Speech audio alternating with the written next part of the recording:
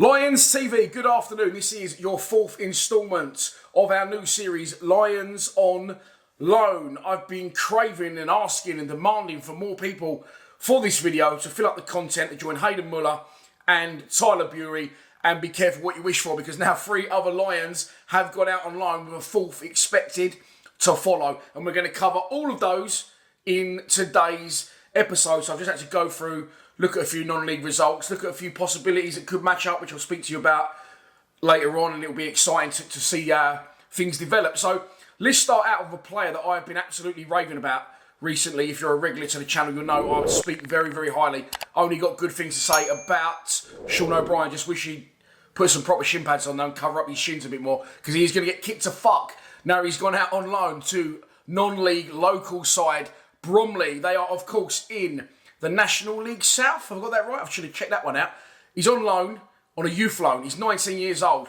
Millwall under 23 starlet, of course, and he's joined Bromley on a youth loan until, it's only till the 22nd of September, which I've just looked through their fixtures, gives him another 5 games to impress, starting today at home against Eastleigh. It's a 3 o'clock kickoff, and I am considering going down there, but my boy wants to go and watch Welling versus Concord. It would make more sense for me to go and watch Sean. I would rather go and watch Sean, and of course, Byron Webster, Liam Trotter, Sam Scaffolding, George Alexander. A whole influx of Millwall players, past and present, currently gracing the turf down at Bromley. So, yeah, Sean O'Brien come off the bench, made his debut for Bromley in the 75th minute in their opening game of the season. Again, it's non-league, so it's going to be difficult for me to actually tell you, how they played if I wasn't there. I've got no sort of highlights to look at. So it could be a difficult one. If there's a Bromley fan that is watching, wants to give me a little bit of feedback on how he's getting on, more than happy to take that on board. I appreciate that very, very much. So in his first game, he's come off the bench. It's their first game against Dagenham and Redbridge away. Of course, Dagenham and Redbridge, pretty sure they're pretty much a League 2 side. Maybe they've dropped out in the last couple of years or so. As I said, don't really follow it that low down in the pyramid. But he came on in the 75th minute, which is really good because he hadn't long joined them, and obviously very young player coming there into the group last sort of minute. I was really pleased to see him come on in the 75th minute. He came on at 3-1 down. Bromley eventually lost the game by 4 goals to 2, and Big Byron opened the scoring for him. They got up. Surely it was an header from a big blonde bomber. Put Bromley in the lead, but it wasn't to be. On Sean O'Brien's debut, they lost 4-2 away to Dagenham. Next up, it gives me great pleasure. I've got a smile on my face to talk about it, because I wasn't sure about this guy, but one thing is confirmed. He's definitely too good for League 2, and that's been confirmed by William Hill. Tweeted that out yesterday about him. Tyler Burey is on absolute fire. And guess what else? He only scores screamers. He's played 4 games. He scored 3 goals and 1 assist. He's playing as a striker. He scored a great goal last week. He's got to match it again, scoring in the opening goal in Hartlepool's 2-1 win over Carlisle. As I said, the highlights are on YouTube.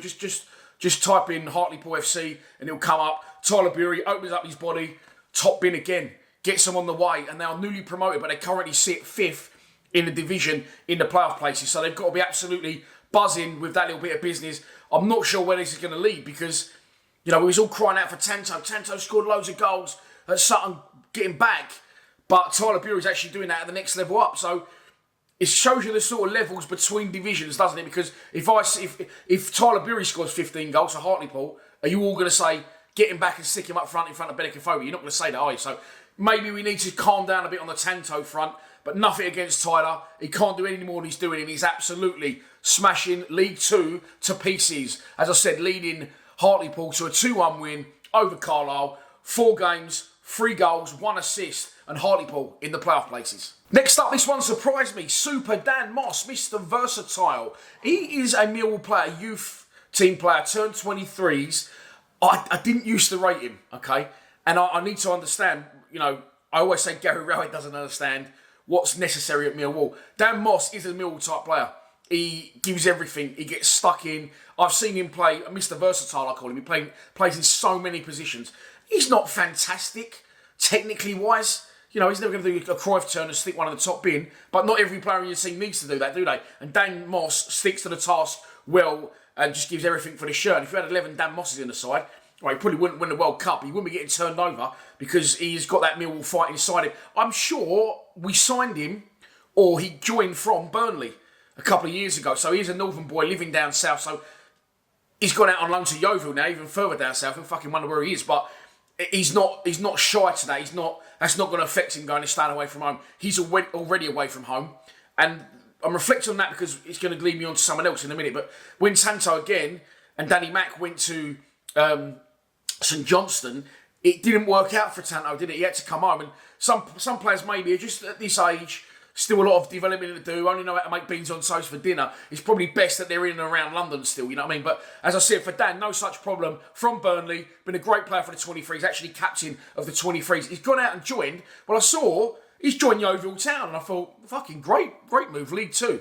They're in non-league, I didn't even know that. They've obviously dropped out of division, and again, us moaning as a fan base about our current position, I remember not too long ago, when it was a few years ago, because I was doing the knowledge at the time, I drove my moped after I did some runs to the first home game of the season when we lost 1-0 home to Yeovil. So that shows us, as drifting away from this video and talking and generalising, do we expect too much as a fan base? Because we're doing all right, really. We're in the Championship. But Yeovil aren't doing so well. They are in the National League Premier, and they lost their opening game of the season 2-1 at home to Kings Lynn Town. Take that one on the chin, by the way, for a former league club. Hopefully, Dan can turn things around for him. Again, went quickly into the matchday score, which I wasn't expecting. But he came off the bench, as I said, late in the day in their 2-1 home defeat to Kings Lynn. And today, they are away to Aldershot Town. So all the best, Dan. Let's hope you get a start. I'm sure you'll crack on well there, and we'll keep you posted of Super D's progress. Next up on the agenda, it is Hayden Muller. Of course, he is north